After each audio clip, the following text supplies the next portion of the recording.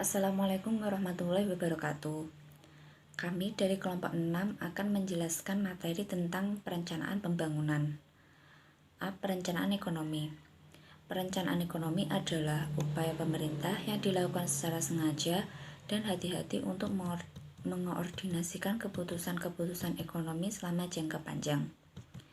Keputusan-keputusan tersebut ditujukan untuk memengaruhi, mengarahkan, dan dalam beberapa kasus bahkan mengendalikan tingkat dan pertumbuhan variabel-variabel ekonomi utama yang tujuannya agar terpenuhinya tujuan pembangunan yang telah ditetapkan sebelumnya. Perlunya perencanaan ekonomi bagi NSB menjelaskan bahwa perekonomian pasar yang tidak terkendali dapat menyebabkan dualisme ekonomi, fluktuasi harga, ketidakstabilan pasar, dan rendahnya tingkat kesempatan kerja. Oleh karena itu, perencanaan diterima sebagai alat penting dalam menuntun dan mempercepat ekonomi di hampir seluruh NSB. Rencana pembangunan didasarkan pada 3 model makroekonomi, yaitu 1 model pertumbuhan agregat, 2 multisektoral dan proyeksi sektoral atau model input-output, 3 penilaian proyek dan analisis biaya manfaat. Dari 3 model tersebut, model penilaian proyek dan analisis biaya manfaat merupakan model terbaik karena mencakup komponen perumusan rencana yang paling penting, yakni pemilihan proyek investasi khusus secara terperinci. Alasan gagalnya perencanaan yaitu 1. Tidak efisiennya perencanaan dan implementasinya, 2. Data yang tersedia tidak memadai dan tidak dapat dipercaya, 3. Munculnya gangguan-gangguan ekonomi yang tidak terduga, 4. Lemahnya kelembagaan, 5. Kurangnya komitmen dan kemauan politik.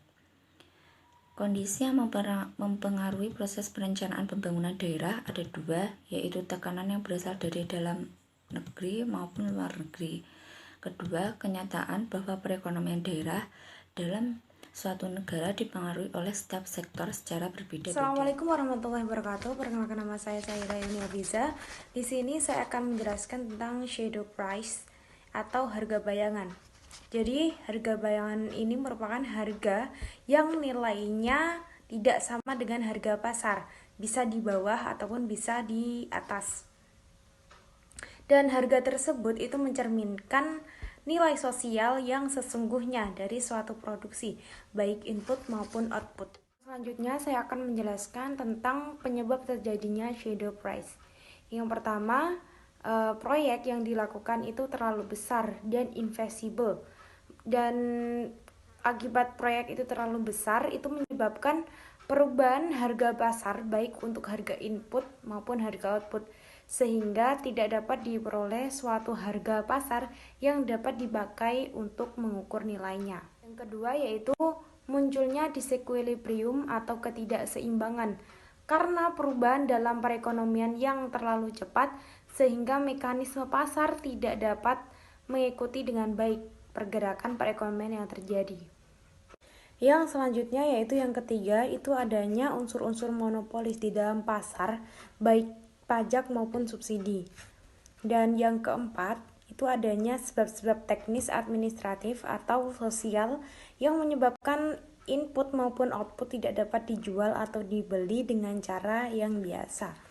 Untuk penjelasan lebih lanjut bisa dilihat di makalah dan bisa dipelajari di makalah yang sudah kami share. Saya Melisa Sulistioningse di sini akan menjelaskan mengenai evaluasi proyek dan bisnis biaya hasil.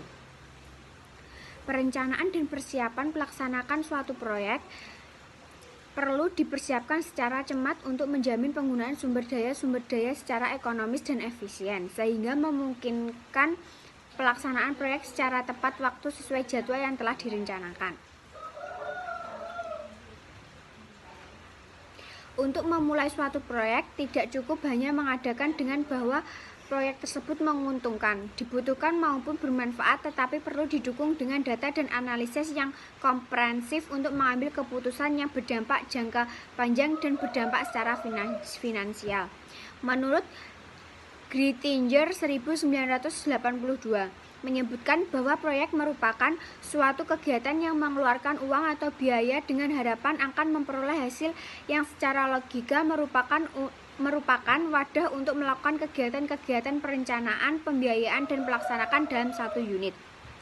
Sementara menurut Gray et al. 1992 menyatakan bahwa proyek adalah kegiatan-kegiatan yang dapat direncanakan dan dilaksanakan dalam satu bentuk kesatuan dan mempergunakan sumber-sumber untuk mendapatkan manfaat atau benefit.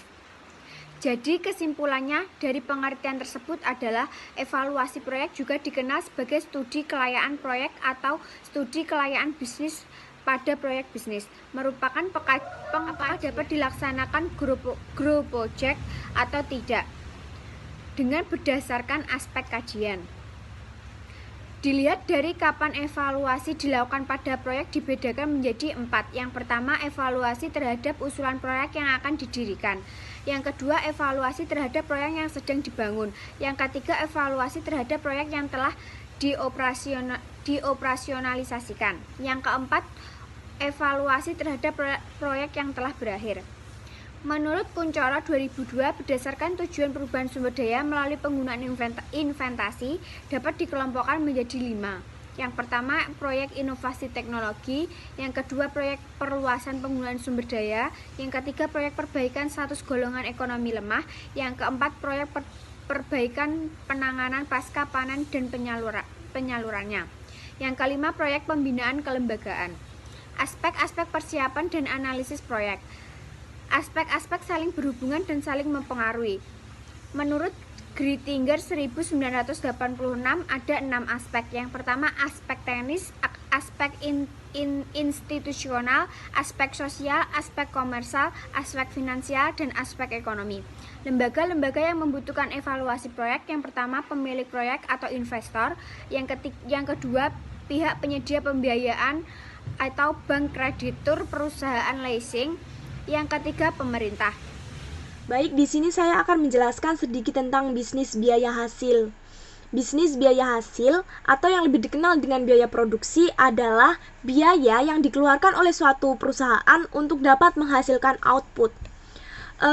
Sumber biaya terbagi menjadi 2 kategori, yaitu yang pertama ada fixed cost atau biaya tetap, yang merupakan biaya yang digunakan untuk seluruh perbelanjaan yang besarnya tetap, berapapun jumlah output yang akan dihasilkan.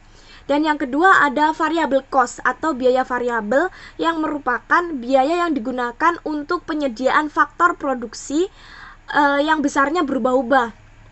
Hasil jumlah dari biaya tetap dan biaya variabel akan menghasilkan biaya total. Selain itu, biaya tetap, biaya variabel maupun biaya total ketiganya dapat dicari nilai rata-ratanya dan kemudian dapat menghasilkan nilai-nilai biaya seperti biaya rata-rata, biaya variabel rata-rata, dan biaya marginal. Secara keseluruhan, biaya itu ada 2 macam, yaitu biaya langsung atau direct cost dan biaya tak langsung atau indirect cost. Biaya tak langsung di sini terbagi lagi menjadi 2 jenis, yaitu biaya overhead tetap dan biaya overhead variabel. Sekian presentasi dari kelompok kami. Mohon maaf atas segala kekurangannya. Wassalamualaikum warahmatullahi wabarakatuh.